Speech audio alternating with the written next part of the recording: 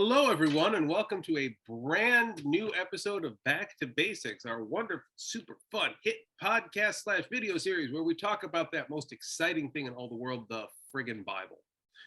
Yay. And what's more, we talk about it in ways where we're ripping it apart and looking at the insides of it, like, kind of Hannibal Lecter, but for scripture passages. So we're going to have fun doing that in a way that's not at all reverent. And yeah, it's going to be fun. So for those of you who are just jumping in on episode 22 of a video series, first off, why? I dare you to introduce yourself this time without running yourself down. I fail. What are you teaching your flock? What am I teaching my flock? How to read the Bible. Yeah. I don't know what you're talking about. About how to, oh, for God's sake, about how to, Anywho, for those of you who are waiting for Courtney to finish running me down for me, my name is Pastor Don. I am the Donniest of all Don pastors, and that is who I am, also known as Pastor Kuma on Discord and in various other places online. And joining me is everybody's favorite Courtney. Hello. Woo. So today, we are going to be diving into the 16th chapter of the book of Genesis. For the next little bit, we're going to be pretty much going at a chapter a tick. And even though these are some reasonably serious chapters, we're going to take a bit of a shift in how we approach them, because we're at a point in the Bible now where the linguistic analysis, like the word-by-word checks and things like that, aren't really going to do us a whole lot of good. Like, there is translational drift, of course, but it doesn't make that big of a difference. There's not a lot of big holes in terms of like the old school languages and structure stuff. A lot of what we're going to want to focus on now is going to have to do with how we understand it, how we interpret it, and what's like going on, historical and cultural background type stuff. So like this chunk of Genesis, not a lot in the language textbooks about it, not a lot in the historical context books that isn't already said. Pretty much every commentary, well, major, not verse by verse commentary, of course, but every major general commentary kind of skips ahead from last chapter right up to the binding of Isaac. So this stretch here isn't talked about in a historical archaeological context as much. So we're not going to do as much of that. Instead, we're going to do it like an old school Bible study. We're going to read it, we're going to talk about it, and then we're going to make jokes about it. We're going to stare meaningfully at conservative Christians in a very determined sort of way. And then we're going to continue making jokes until we finish recording. And that's pretty much going to be it. So without any further ado, shall we read Genesis chapter 16? Why not? It is what we're here for. Hey, yeah, we probably should do that at some point. Do you want to read it or do you want me to? Yeah, I can read it. All right, rock it out. Hey, I'm assuming.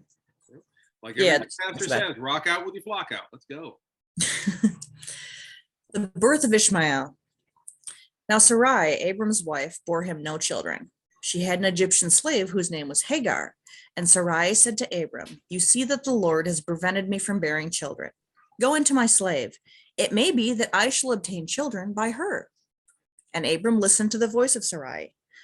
So after Abram had lived 10 years in the land of Canaan, Sarai, Abram's wife, took Hagar the Egyptian, her slave, and gave her to her husband Abram as a wife. He went into Hagar, and she conceived. And when she saw that she had conceived, she looked with contempt on her mistress. Then Sarai said to Abram, "May the wrong done to me be on you. I gave my slave to your embrace, and when she saw that she had conceived, she looked on me with contempt. May the Lord judge between you and me." But Abram said to Sarai, "Your slave is in your power. Do to her as you please." Then Sarai dealt harshly with her, and she ran away from her. The angel of the Lord found her by a spring of water in the wilderness, the spring on the way to Shur. And he said, "Hagar, slave of Sarai, where have you come from, and where are you going?" She said, "I am running away from my mistress Sarai." The angel of the Lord said to her, "Return to your mistress and submit to her." The angel of the Lord also said to her, "I will so greatly multiply your offspring that they cannot be counted for multitude." And the angel of the Lord said to her, "Now you have conceived and shall bear a son. You shall call him Ishmael, for the Lord has given heed to your affliction.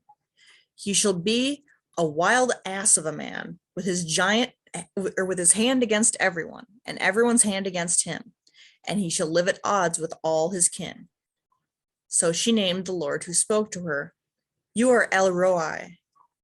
For she said, Have I really seen God and remained alive after seeing him? Therefore the well was called Beer Lahai Roi. It lies between Kadesh and Bered. And then it looks like Hagar bore Abram a son, and Abram named his son, whom Hagar bore, Ishmael. Abram was 86 years old when Hagar bore him Ishmael. All right. So there I have thoughts. What? I said I have thoughts. I'm imagining that you probably do have thoughts because there's a lot going on here. First off, they seriously, like, when they pieced out of Egypt, like, take slaves from them with them? Yeah, like, remember, slaves were property in those days. Yeah, slavery was a fairly constant thing at that point. So, first off, there is a recurring theme leading up to Exodus of Israelite guy goes into Egypt and bad things happen as a result. Yeah. Which is in a very hilarious way being repeated in this passage. They did phrase it that way, as like going into her, which I'm like, that is the most like sex phobic way of describing intercourse I can imagine. You know, I said I wasn't going to do a linguistic analysis, but now that you said that, I probably should look it up. Well, while you're doing that, you want me to complain about something else? Sure. All right. Cool. Again, as long as we're needlessly picking at linguistics, and we said we weren't going to. 7 through 11. I feel like an editor would dub this repetitive in sentence structure. With I'm assuming this is a that 7 through 11 being, or let's see. The angel of the Lord found her by a spring of water in the wilderness, the spring on the way to Shur, and he said, Hagar, slave of Sarai, where have you come from and where are you going? I hereby name thee Cotton Eye Joe. Yeah. But, and then 9 starts, the angel of the Lord said to her. 10 starts, the angel of the Lord said to her. 11 starts, and the angel of the Lord said to her. And I'm just like, is this just emphasis like on a cultural basis, or it's a cultural emphatic? It's also like a structure. Or is it what we were talking about later editing and like, oh, we'll just slide this in here? Yeah, no, it's not a later editing thing. It's actually not nearly as meaningful as you're crediting it to. Like, okay. To give it's you just needless critique, which I specialize at. Well, no, to give you an idea, I'll pop, since I'm here now, I'll pop one of the verses out here. It's basically, when starting with the Hebrew term vayomer, which is basically and then said somebody, but that's basically the Hebrew version of quotation marks when it comes to shit like this. Oh, that makes sense. So we translate them as words because they are words in the original text, but like they weren't used the way we use words now. They were used the way we use quotation marks now. So like, and he said this, and he said this, and he said this, and he said this, and he said this, just the way they spoke, because they hadn't invented quotation marks yet. Those are still a couple thousand years out. All right, that makes sense. Yeah. Now that we're kind of skipping some of that out of the way. Yeah. So I've got you here. Okay. Now that I have my Hebrew text in front of me, let's bring it up. You should look at and go sleep with my. Okay, the NIV says sleep with my slave. Why more said I? Abram hine Sarani Yava. Don't mind him. He's just gazing at a book, making fantastic faces and muttering in like Hebrew or something. It's just hold on. I found the verb for. It's fascinating for people on the podcast end, I'm sure. Yeah. By the way, if you're looking for a brand new slang term, the Hebrew term used for go into here is bow. Just bow. Go bow my slave. And the biblical usage outline is kind of hilarious. Strong's definition: primitive root, to go or come in a wide variety of applications. Abide, apply, attain, to befall, besiege. Like, this goes all over the place. To eat is also in there. Like, There's some Spanish verbs that are like this.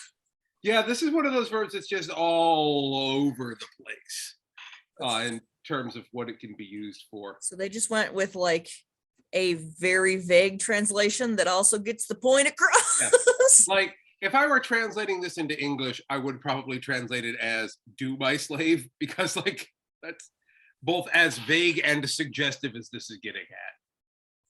Like, it's worth knowing that she's dealing with a very clear social implication here, but the word itself is not literally translatable as "take out your boy parts and get to the working." Like, that's not, she's not being that specific. Yeah. Okay. So I've actually heard this end of the story quite a few times back in the day. Mhm. It wasn't something we really skipped over. And I get the, well, I can't conceive. Maybe this is how we make God's plan happen. Like, I get that. Like, I've heard that in sermons, and it does make a lot of sense. And it's worth thinking about. Sometimes when we take what we think is God's plan into our own hands, we don't really see the whole picture, and we just go completely off the rails. But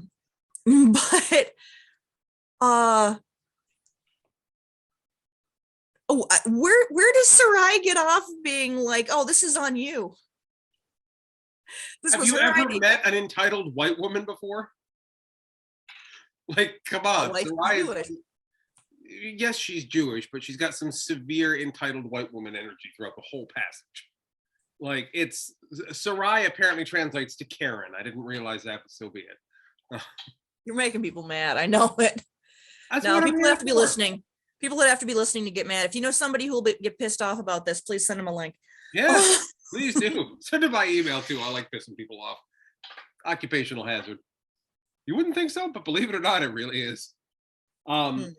So anyway, like, it is worth looking too at the sequence of events, because we're following on from the covenant, where God has promised Abram descendants upon descendants upon descendants, as numerous as the stars in the sky. And her first move is, well, we haven't had any kids by me, so clearly that's not happening. So have a slave instead, since God's doing this. The first thing that's happening is Sarai is saying, I'm taking this out of God's hands, and I am making a decision about how God's plan is to proceed.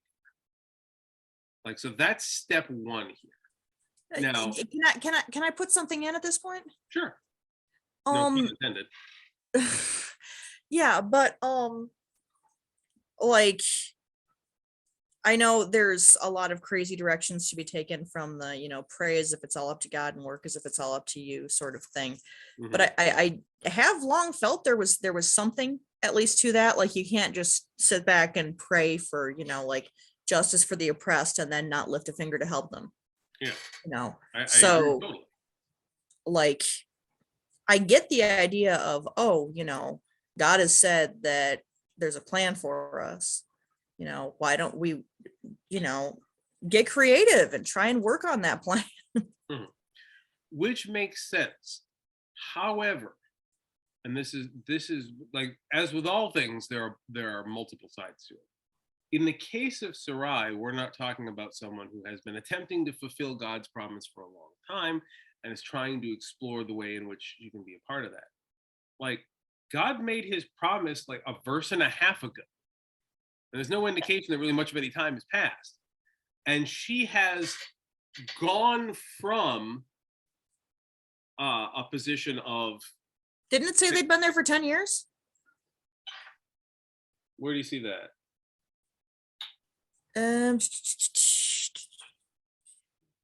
So after Abram had lived 10 years in the land of Canaan, Sarai, Abram's wife, took Hagar the Egyptian, her slave, and gave her to her husband Abram as a wife.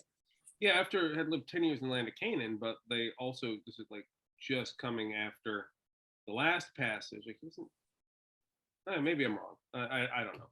The sequencing, regardless.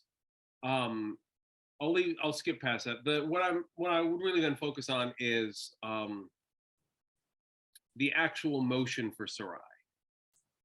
She went from sold as a sex slave to promised descendants by her husband to giving her slave as a sex slave to her husband. Like there's a sequence. Oh, there's clearly problematicness to this, but I'm saying just the whole, oh, let's take God's plan into our own hands thing. I guess that's what I'm getting at. I'm not understanding whether that's meant to, are you saying that's biblical or not, to, attempt to execute God's plan as we know it? Yes, but with it's touchy. With discernment, patience, and in keeping with God and God's commandments. Here we have Sarai kind of acting independently. Like at no point does she say, Abram, what do you think? Do you think God's really following through on this? How do you think God's going to fit? There's no account of a conversation between the two, and there's no account of like a discernment process. There's no account of them praying together. It's just, all right, here's a slave, man, do your thing. Like she went zero to sex slave like that. And given what she's been through, it's a weird choice. But also, like, she skips over all the discernment process. She skips over all the thinking and the praying and the focusing and the meditating that we're all supposed to do before taking action in the name of God. Because doing something in the name of God or on behalf of God is a very easy thing to screw up, which in a very literal way she does. And if you thought you were going to get through this passage without me making a litany of wildly inappropriate jokes, you are watching the wrong video series. Yeah. So then, I mean, there is that piece. Like, as with all things, and we talked about this on the as yet unreleased but will be soon released episode of Untitled. Sometimes it's gray areas, man. Like gray areas all the way down. Like, yeah, absolutely, taking God's work into your hands and being an involved participant of it is a huge part of it. But in this case, like, no, not like that. All right, let's take a sharp left turn here. Verse 12, he shall be a wild ass of a man. Yeah. I can tell you. I just enjoy reading words like that, and it's the Bible, so it's. Yeah. First off, like it's worth noting that wild donkey of a man is a very different expression in ancient Hebrew than wild ass of a man is in English. Did you freeze? Oh no, no, I didn't freeze. I was checking the baby monitor. No. So like linguistically, we're dealing with something that is linguistically and culturally very different. That said, this will play into later understandings about Ishmael personally and things like that, but also like, God, I hate to say it, this lays the groundwork for the next phase of racists looking for a biblical explanation for Black people. We've hit that a couple times. First, it was the mark of Cain. Then it was the descendants of Ham. Then the Ishmaelites are often said to be either the descendants of the Muslims or the descendants that became Muslims or the original antecedents of Black people. There's always another one where we come into where they're like, oh, hey, this is a totally different tribe, and they said they're going to be something terrible, so that must mean insert group I hate here. This is the next stop on that train. If you thought we'd seen the end of that, you're dead wrong. Because I would like to get off the racist express. Yeah, I did not ask for this. You're on the wrong planet for that one. Yeah. So as to what that's eventually going to mean in the end, I'm going to say I'm not a huge expert on Ishmael, so I'm going to not dip into that too much, but also like we're going to be talking about Ishmael a lot more as this goes on. We're going to see how that plays out. So I'm just going to put on my best river song impression and say spoilers and just wait for that one to manifest in future videos. I want to be like, so when you said we're going to talk a lot about Ishmael later, I want to be like, so when does the whale come into it? But the whale does come into it later. Yeah. Now you have conceived and shall bear a son. You shall call him Ishmael because that's what they told you to do in Moby Dick. So, yeah. All right. What else have we got here? In my experience, and I find it interesting that, and I've talked with a few conservatives about this, is that the conservative and the progressive take different points from this. Every conservative I've ever talked to has taken the end path of Hagar's journey in this chapter to mean go back and submit to your worldly authority. Like, you can't run away from worldly authority, even if you don't like it. Come on, you boring little millennial. You can't pretend that you don't need to be part of a capitalistic system. Go back and submit to your boss and work yourself to death. I've heard that again and again and again and again and again and again and again and again and again and again and again and again forever. But like every progressive I've ever talked to has looked at this to say that is a compromise because the path leads through there. That's not a requisite decree for everybody. Because in the same What? breath, the angel of the Lord also says, oh, by the way, that same full covenant that I offered to Abram, also I'm giving it to you. You get your own separate covenant just for you and your descendants, which is kind of a big deal. Legal contract between you and the Lord. Abram got one, you get one too. You get a covenant, you get a covenant, you get a car because I don't like you. Everyone gets a covenant. And that's kind of what's going on here. And so there is an inclusivity that's happening here where God is highlighting the victim, and Hagar is a victim. Like she's been sexually assaulted, really. Like she was sexually enslaved. She's been given this property. She's been forcibly impregnant. She's been beaten up by Sarai, who, like a typical friggin' Karen, asked for a thing to happen, then got pissed when that thing happened, and then beat someone up unrelated who wasn't involved in it. Like Hagar is 9 ways from Sunday a victim. Yeah. And we have to acknowledge that. And we have to acknowledge the fact that God's primary focus here is delivering untold blessing to a victim. Now, at this point in the story, God has always been about the main characters, right? Like, consider the narrative structure of all the stories we've talked to so far. There's a main character, maybe a second main character, a supporting cast, and God only ever talks to the main character. Adam, Eve, Cain and Abel, Noah. Like, God's interactions are always limited to the main character of the story. And here, throughout the whole Abram story to date, Abram has been the one talking to God, which in an ancient patriarchal society kind of makes sense, right? Then all of a sudden, Hagar's like getting her ass kicked by Sarai, goes off into the wilderness, and God's like, hey, female slave, angel of the Lord is appearing to you. When you think about that, that's a pretty big upset, narratively speaking, for a text as old as this. Yeah. Like for God to suddenly say, you know what, screw you, Abram, you hold on for a minute. I'm going to talk to your abused female slave for a minute. I'm going to give her the same I gave to you. That's pretty cool. It's very cool. And we like to talk about the submission of Hagar when we should be talking about the highlighting action of God in turning onto the voiceless and abused.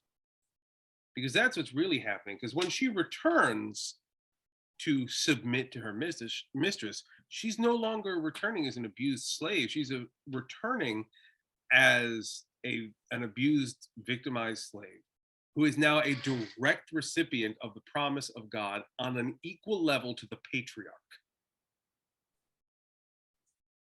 Whether they believe her or not, notwithstanding, like her status with God has vastly changed in this moment. Yeah. And so if I can have us take anything away from this passage, it would be that that's how God actually works. I don't know. Anything else you wanted to poke at me, or do we want to? No, I think we've gone through this one, and I think we have a tendency to just go absolutely ape on these anyway. Yeah, so. we do. But I think we've got a nice tight episode here. Just really nice, well contained, and I think got the gist of it. I remember as a kid just kind of laughing because I was dating myself, but I was a huge Jetsons fan. So I laughed at the fact that Hagar named God Elroy. Just blew me out of the water as a 5-year-old. It is admittedly less amusing now that I'm old and no one knows what the Jetsons are anymore, but I'm still going to put it out there because I'm old and I find it amusing. Yeah, I think that pretty much covers it. All right. So why don't we go ahead and call it for this episode? We got this one in the bag. We've got all of our links down below. The Discord server is where we are doing the things. If you watched all the way to this point and you are still not on the Discord server, just what are you doing? Go down there, click the link, click the button, come on the server and talk to me. We want to see you. We want to have conversations. Do the thing. Also, most importantly, I'm going to kick it to my dear friend here for our usual promotional request of Like, share, comment, and subscribe. that's the Get to ring one. that bell to get notifications when we release a new video. Ooh, God, I just want to get that. Like, I love the fact that you constantly do that for us. It just warms the cockles of my Why? because it amuses me. But most importantly, you know what I'd like to do? Evil. I would like to get like a Siri version of the Majel Barrett Roddenberry voice from Star Trek, and just every time we get there, just have her cue that up. You know, I know it's geeky, but it would amuse me to no end. No, that'd be pretty fantastic. Yeah. Honestly. Honestly, or what about like Edie from Mass Effect? that'd be a good one too. That's what Edie from Mass Effect. That's what Trisha Heffler, isn't it? I don't know her voice actress, honestly. I'm very good sure. at being like, oh, that's so and so from such and such, unless it's like a really well established, and even then half the time anime voice actor. We're going way off the rails here. We're going way off the rails here, but as a side note, Trisha Heffler was the blonde chick from Battlestar Galactica. So, like, fairly well known in sci-fi circles for a very particular reason, but actually very good in a lot of other respects too. Anywho, like, share, subscribe, links down below. If you have any questions, reach out to us, please. We are always happy to talk to you. We're thinking about you. We're praying for you. We hope you have a great week, and we will see you on the next absolutely killer or not episode of Back to Basics. Have a good week. Bye. Bye.